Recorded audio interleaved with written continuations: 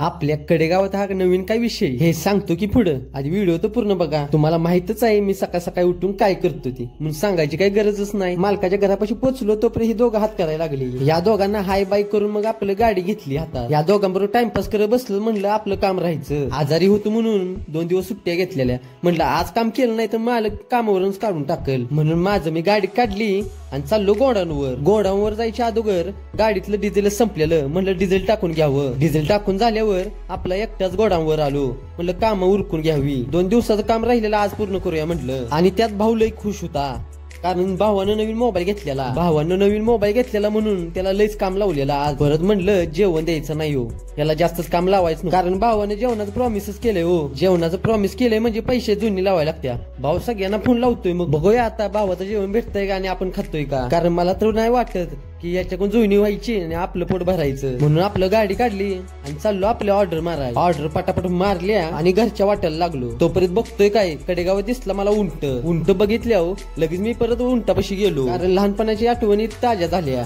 मध्ये सांगा मग कोण कोण लहानपणी उंटावर बसलंय ती।